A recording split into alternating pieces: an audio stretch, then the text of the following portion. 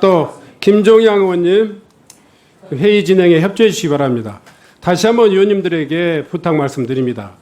의원님들의 질의 또 신문 과정에서 나온 이야기를 발언권 없이 옆에서 평을 하거나 비아냥을 하거나 취임새를 하거나 이거 역시 적절치 못합니다.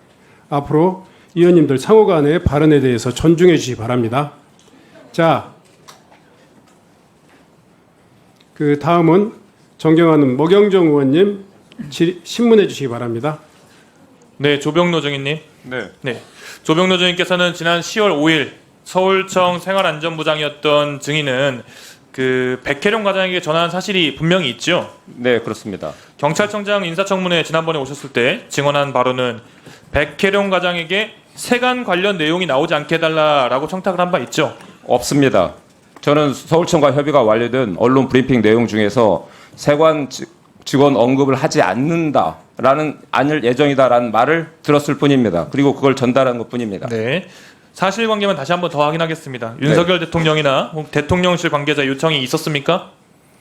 없었고 하나만 더 말씀드리겠습니다. 제가 이번에 백혜령 과장이 녹취록 전부를 나중에 공개했습니다. 거기 보면 그 부분에 대해서 분명히 백혜령 과장이 말하고 있습니다. 제가 사건을 관여하지 않았다는 것을 명확히 확인하고 있습니다. 충분히 그렇게 말씀하실 수 있고요. 네. 그러면 증인은 공항경찰단장을 역임하셨어요. 맞습니까? 네, 그렇습니다. 그때 알게 된 인천공항본부 세관장으로부터 요청을 받은 거고 백혜령 당시 과장을 통해서 사실관계를 파악했다. 이 정도입니까? 그러면? 국정감사 대비를 위해서 필요하다고 해서 그러면은 네, 그렇습니다. 세관장이 이러한 협조 요청을 한 배경이 뭐라고 생각하세요? 국정감사 대비 차원이라고 저는 생각하고 있습니다. 그게 관세청 측에서 국정감사 저희 지적 회피를 위해서 증인에게 조병노 증인에게 브리핑 무마 요청해온 거 아닙니까? 전혀 아닙니다. 확인만 한 거고 그리고 서울청과 협의가 좋습니다. 완료된 내용을 사실관계만 알려준 것뿐입니다. 사실관계만 확인해서 어떻게 예우하시려고 했어요? 사실관계 확인해서 어떻게 하시려고 그랬어요? 그래서 그 다음에 아니 국감 대비해서 요청이 왔기 때문에 확인해 준 요청 사항에 대해서 그냥 확인해 준 것뿐입니다. 녹취록에 따르면 증인께서는 그래요 잘하셨습니다 올바른 스탠스예요 하면서 국정감사 때 세관 내용 가지고 정부를 엄청 공격할 텐데 우리가 야당 도와줄 일 있습니까? 올바른 스탠스입니다라고 말했다는데 맞죠 이거는? 그거 녹취록 보시면 제가 분명히 아니다라고 제가 말하는 취지로 답변했고 그리고 되물은 것으로 보고 내가 더 의아해서 좋습니다. 야당 도와줄 일 있냐라고 말씀하신 거 맞잖아요. 말한 것으로 기억하고 있습니다. 네네. 야당 도와줄 일 있냐라고 말한 건 맞잖아요. 그렇죠? 아닙니다. 제가 분명히 거기에 대해서 녹취록을 다시 한번 보시면 분명히 제가 당혹해서 제가 기억나지 않는다. 그리고 무슨 문제가 있는 것까지 제가 되물었던 것으로 녹취록은 나와 있습니다. 야당 도와줄 일 있냐고 말씀하셨지 않습니까? 녹취록을 다시 한번 의원님 보시면 알겠습니다. 야당 도와줄 일 지금 증인께서는 계속 들어보시면 증인께서는 야당이라는 표현을 안 썼다라는 거예요. 그러면? 네, 그렇습니다. 저는 기억나지 않는다고 분명히 제가 녹취록에 말했고 너무 당황해서 제가 무슨 문제가 있느냐까지 되물었습니다. 오케이. 그거 다시 한번 확인해 보시죠. 알겠습니다. 조병노 증인의 입장을 그렇게 말씀하실 수 있다고 생각하고요. 세관이 마약류 밀반 입주 선별에 실패를 한 겁니다. 일단 이 상황은 마약 걱정이 없다라고 했던 공항이 뚫린 거고요. 윤석열 정부가 마약 범죄 때려잡겠다고 했고 경찰은 다른 정부기관 예우할 게 아니라 수사를 제대로 하고 국정감사에서 잘못된 점 차단해서 보완해야 진짜 마약 범죄를 뿌리 뽑을 수 있다고 생각을 합니다. 이거는 명백히 감사를 회피하려는 시도라고 저는 보고 있습니다. 김승호 전 인사혁신처장께 묻겠습니다.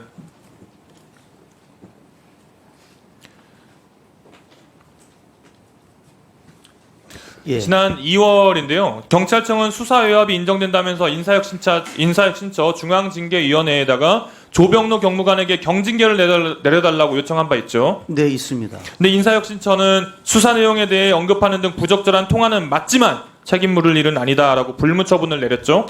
인사혁신처가 한 것이 아니고 인사혁신처의 비상설위원회 중 하나인 중앙징계위원회에서 결정을 한 것입니다. 그럼 중앙징계위원회에서 했으니까 인사혁신처는 상관이 없다? 아니, 관계는 있죠. 실무적으로 서포팅을 하니까 관계는 있지만은 인사혁신처가 한 것이 아니고 그러니까 중앙징계위원회가 의결을 한 것입니다. 그게 무슨 말씀이십니까 도대체? 인사혁신처가 한 게 아니라는 말씀을 하실 게 아니라 인사혁신처에 속해 있는 위원회에서 했으니 인사혁 네, 신청한 게 맞습니다. 맞죠. 예, 그 말씀입니다. 예. 근데 저는 녹취록에서 나온 언급들이 사실이라면은 이는 명백한 국정감사 대상 제외를 목적으로 한 외압이라고 생각을 합니다. 윤석열 대통령께서도 검사 시절에 이런 지시를 압력으로 느꼈다라고 비슷한 내용의 말씀하신 게 있어요. PPT 한번 띄워주세요.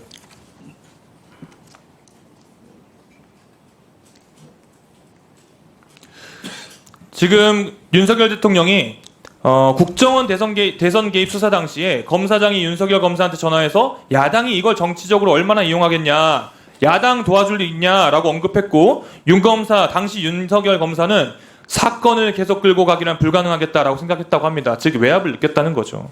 조병로 증인이 백혜령 과장에게 한 언급하고 상당히 유사하다고 보는데요.